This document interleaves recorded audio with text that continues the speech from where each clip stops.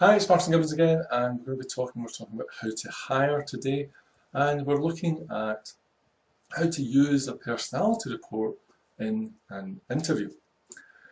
Now, you've hopefully by now at least read your own personality report from People Maps, and you've got a fair idea of how it works. But very quickly, let me recap. When you register with People Maps, you get a control room. Within that control room, you have a library for recruitment topics.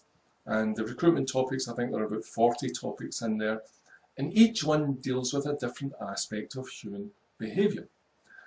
When you're designing your personality reports, therefore, when you go to interview someone, you should know specifically what job role you're thinking about, so you should have that clear in advance, and then keep that in mind when you go to the library to actually design the report that you want. So I recommend usually about 5 topics is more than enough for any interview, because each topic goes into a lot of detail.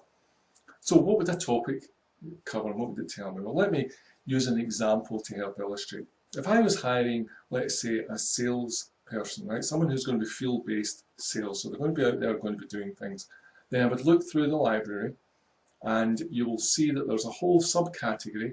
Click on the design a new report, then click on the recruitment library, and you will see within that there's a whole subcategory dedicated towards sales.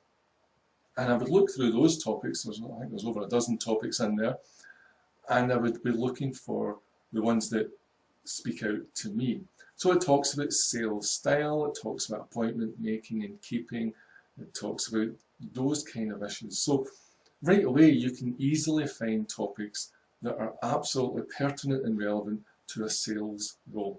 So if you're hiring a salesperson, then it's really easy. You can simply go and find those topics and assemble the ones that stand out and seem to be most relevant and important to you, and use them to create the report that you'll then use.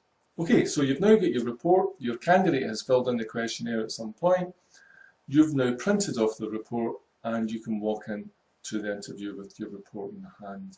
Now, you don't need to go on a great big training course, you don't need to understand this map behind me here, all the psychology or anything else. You may wish to, and we do provide more in-depth training for those people who are absolutely want to go deeper, but you literally could print that report off, walk into an interview, and what the report will do will guide you through the interview. It keeps you on track, talking about the most revealing and pertinent things that you need to know in the space of half an hour or an hour about that candidate relating to that role. The trouble that we tend to see in interviews is that they tend to wander off course. They tend to talk about general wide things, and they tend not to reveal enough about the information that we really need to know. So each report comes with questions to ask the candidate. So it'll actually say, this is one of the things you should ask. And it will be something specific to explore about that candidate's personality. Similarly, you'll be given another statement which basically tells you this is the kind of thing you should be hearing from this particular candidate. So you get a feel for if they're aware of this situation or the scenario, and if it's making sense, if it's ringing true to you. So the report itself will tell you not only about the candidate, but about the candidate for a specific thing. So for instance, maybe cold calling. So say cold calling is a big part of this job, then you want to know not just can they do it, can they not do it, but how do they approach it? What are the issues? Are they going to be challenged in it? In what way will they be challenged? And can you talk about it? Maybe they've overcome some of these challenges. Maybe they've been challenged about it, but they've actually developed over experience some coping mechanisms. And that's the stuff you want to hear about. You want them to be able to say, yeah, cold calling, everybody finds, I find cold calling quite difficult, but here's how I have dealt with that in previous lines. Here's my coping mechanisms. Here's how I overcome these challenges. Because no matter what the job, everybody's going to have some specific challenges within that role, personal ones, human stuff. And therefore, you want to understand not if they've got it or don't have it, but if they've got it and have developed coping and compensating methods to deal with it, and therefore not let it hold them back. So the personality report itself, it's an absolute fantastic thing for any interview. You can take that into an interview, even if you know very little about interviewing people, and conduct an incredibly meaningful and relevant interview. And that's what it comes down to. So the personality spectrum here, as I say, normally I recommend that you would add the map to the reports that you design. It's up to you, of course, you decide. But once you start to get more and more familiar with the map, then you can start to see, and it helps you communicate with people. So when you've got 20 reports in front of you, it's helpful to know, well, this person's in the north or this person's in the south. And this starts to give you some framework, some language that you can use to help understand not just all the skills and the experience, but also the personality.